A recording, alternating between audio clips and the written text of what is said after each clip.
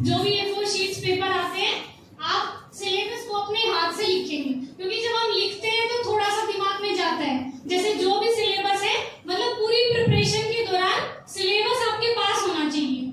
आप either previous year questions पढ़ रहे हैं, आप मेंस की आंसर राइटिंग कर रहे हैं, प्रीलिम्स के सोल्व कर रहे हैं, कुछ भी कर रहे हैं, या आप अपना रिवीजन कर रहे हैं, या आप अपनी पढ़ाई कर रहे हैं, सिलेबस हमेशा आपके दिमाग में होना चाहिए। मतलब कुछ कुछ तो आपको याद होना चाहिए। जैसे GS3 का फर्स्ट संसाधन, विकास, अर्थव्यवस्था, ये सब मतलब आपको याद हो जाना चाहिए एकदम। तो सिलेबस सबसे मेन है। सबसे पहले आपके पास सिलेबस अपनी राइटिंग में होना चाहिए, ठीक है। आप सब अपनी राइटिंग में सिलेबस लिखेंगे। उसके बाद दूसरा मुझे लगता है प्रीवियस ईयर क्वेश्चन पेपर्स, ठीक है। मतलब 2014 से लेके और अब तक, 2014 से लेके अब तक जितने भी मतलब हमारे मेंस के क्वेश्चन पेपर्स हैं, मैंने क्या किया था, देखो GS4 का तो हम लिख नहीं सकते क्योंकि उसमें केस स्टडी है तो हम हाथ से नहीं लिख सकते, लेकिन GS1, 2, 3 मतलब मैक्सिमम आपको 2 से 3 घंटे लगेंगे कि आप उसको लिखेंगे अपने हाथ से। लेकिन जब आप लिखेंगे तो आपको एक पैटर्न पता चल जाएगा कि ऐसे ऐसे यूपीएससी क्वेश्चन पूछता है। पहले आपके पास सिलेबस है, उसके बाद आपके पास क्वेश्चन पेपर है, तो आपको पता चल जाएगा कि ये वाला सिलेबस है और इसमें से यूपीएससी ऐसे क्वेश्चंस फ्रेम करता है, ठीक है। तो प्रीवियस क्वेश्चंस आपके पास होने चाहिए और अपनी राइटिंग में, ठीक है। ज्यादा टाइम नहीं लगता है, 2 से 3 घंटे लग जाएंगे, ठीक है। लेकिन उससे आपके मतलब आपको एक आइडिया हो जाएगा मोटा मोटा कि मतलब ऐसे मतलब यूपीएससी ऐसे क्वेश्चंस पूछता है, ठीक है। उसके बाद तीसरे नंबर पे आएंगे हम सोर्सेज।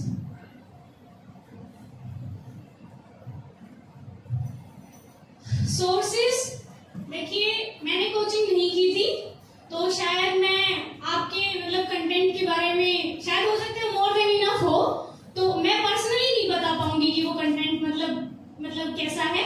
लेकिन मुझे ऐसा लगता है एक बार जो आपको कंटेंट मिल गया, आप उस पर स्टिक रहिए। मतलब ज्यादा रिसोर्सेज कलेक्ट करने के चक्कर में मत पड़िए, वो ही ध्यान रखना है, 1 साल में करना है ना, तो ज्यादा रिसोर्सेज पढ़ेंगे तो मुझे लगता है कि थोड़ा सा वो बिखर जाता है। फिर अपने रिसोर्सेज जितने ज्यादा हो सके कम रखिए, मतलब जितना आप कम रख सकते हैं उतना कम रखिए, क्योंकि ज्ञान मतलब ज्ञान ऐसे नहीं है कि मेरे से ज्यादा बहुत ज्यादा ज्ञानी लोग हैं यहाँ, लेकिन नहीं हो पाता है।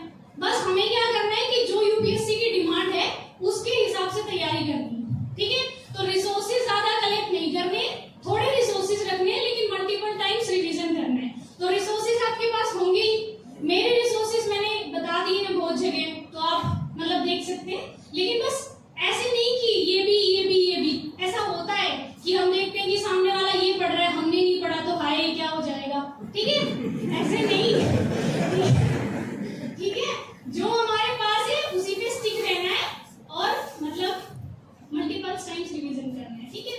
सोर्सेज आप देख लीजिएगा, मतलब ऑनलाइन भी और ऑफलाइन भी। ऑफलाइन तो आपके पास मिलता ही होगा, यहाँ से जो भी आपके पास रिसोर्सेज है। ऑनलाइन 1-2 वेबसाइट है, वो मैं आपको बता दूंगी, जैसे आप राज्यसभा देख सकते हैं। लेकिन देखिए मैं बता दूंगी बहुत सारे रिसोर्सेज, लेकिन होता नहीं है कुछ वो रिसोर्सेज मैंने भी खूब सुने टॉपर से, लेकिन राज्यसभा देखा नहीं मैंने कभी भी ठीक है।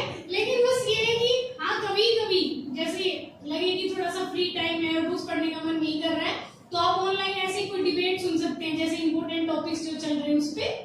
तो उसके लिए मुझे लगता है आकाशवाणी पे जो आता है मतलब वो थोड़ा सा सुन लेंगे तो मुझे लगता है बेनिफिशियल, ठीक है।